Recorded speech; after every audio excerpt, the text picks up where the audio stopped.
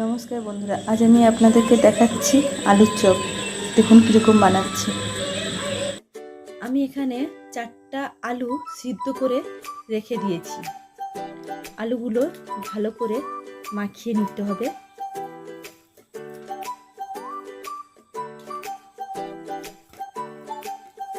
এখানে আমি আলুটা ভালো করে ম্যাশ করে রেখে দিয়েছি। আলুর পুর বানানোর জন্য আমি এখানে মশলাটা রেডি করে নেব। প্রথমে এখানে আমি সামান্য পরিমাণে একটু তেল দেবো। তেলটা আমার গরম হয়ে গেছে, এর মধ্যে আমি রসুন বাটা দেব। রসুনটা ভাজা হয়ে গেলে এর মধ্যে আমি পেঁয়াজ কুচি দিয়ে দেবো, যাতে আমার রসুনের গন্ধটা থাকে। পেঁয়াজটা একটু ভেজে নেব। পেঁয়াজটা ভালো করে ভেজে নিতে হবে। এখানে পেঁয়াজটা আমি খুব একটা বেশি ভাজবো না, এর মধ্যে আমি আদা বাটা দিয়ে দেবো, কাঁচা লঙ্কা কুচি দেব। এর মধ্যে আমি মশলা দেব, জিরার গুঁড়া, ধনিয়ার গুঁড়া, লঙ্কার গুঁড়ো,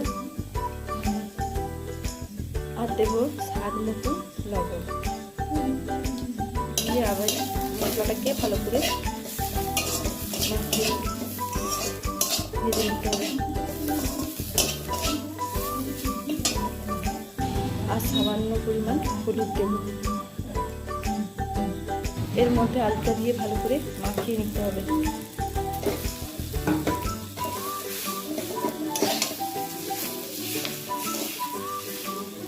আলুটা ভালো করে মশলার সাথে মিশিয়ে নিয়েছি। এরপর গ্যাসটা বন্ধ করে দেব।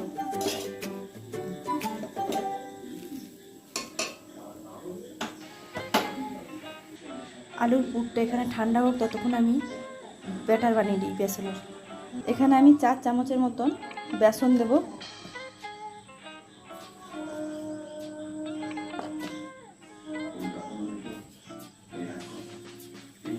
বড় চামচে 4 চামচ বেসন নিয়েছি। এর মধ্যে দেব সামান্য পরিমাণ অল্প লবণ, আর দেব হলুদ গুঁড়ো, লঙ্কার গুঁড়ো, আর দিচ্ছি হাফ চামচের মতন বেকিং সোডা, খাবার সোডা দিয়ে ভালো করে মাখিয়ে নিতে হবে।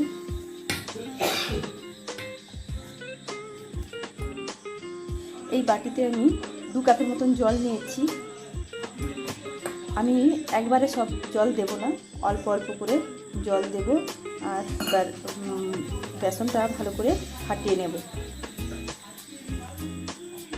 আমি কিন্তু এইরকমভাবে রাখবো না, আর একটু জল দিয়ে ভালো করে ব্যাটারটা ফাটিয়ে নেব। এরকম অল্প অল্প একটু জল দিয়ে আমাকে ব্যাটারটা ভালো করে বানিয়ে নিতে হবে।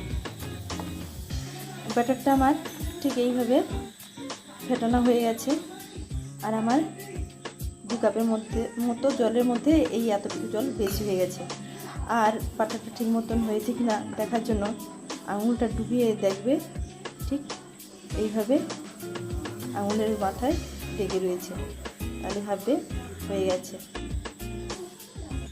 আলুর পুরটা আমার এখানে ঠান্ডা হয়ে গেছে। এর মধ্যে আমি হাফ চামচের মতো ভাজা জিরের গুঁড়ো দেব, আর দেবো হাফ চামচের মতো গরম মশলার গুঁড়ো দেব। দিয়ে এবার আলুর পুরটাকে ভালো করে মাখিয়ে ছোট ছোট বলের আকারে করে নিতে হবে। মাখানো আমার হয়ে গেছে। এবার আমি ছোট ছোট বলের আকারে বানিয়ে নেব। বলের আকারে বানিয়ে নিয়েছি। এই প্লেটটার মধ্যে আমি ময়দা একটু ছিটিয়ে নিয়েছি। এরপর আমি এরকম একটা পেপার নিয়েছি।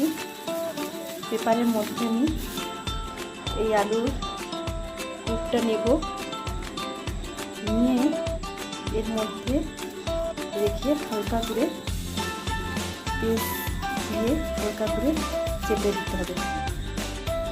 ভালো করে চেপে ঠিক এরকম করে বানিয়ে নিতে হবে। এইরকম আমি প্রত্যেকটা বল বানিয়ে নেব। এরকম আমি প্রত্যেকটা বানিয়ে নিয়েছি। এরপর আমি আস্তে করে বেসনের মধ্যে ডুবিয়ে আস্তে করে ডুবিয়ে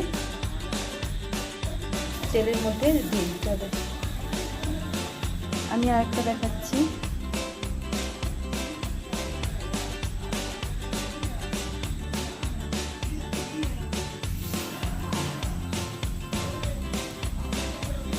আমি এখানে 4টা করে চপ ভেজে নিচ্ছি।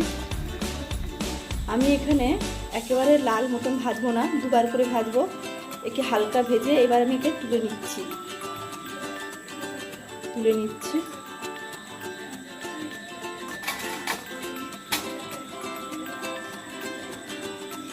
আমি ওই তেলের মধ্যে আবার চপ ভেজে নেব, বাকি চপগুলো। এইগুলো আমি তুলে নিচ্ছি, হালকা ভেজে তুলে নিচ্ছি। আগে যেগুলো ভাজা ছিল হালকা, সেইগুলো আবার আমি দিয়ে দিচ্ছি।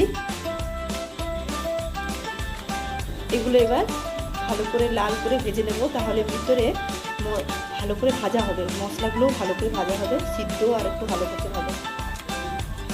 এখানে আমার চপ ভাজা হয়ে গেছে, এবার আমি তুলে নেব। আমার এখানে চপ ভাজা হয়ে গেছে, এবার নামিয়ে দিচ্ছি।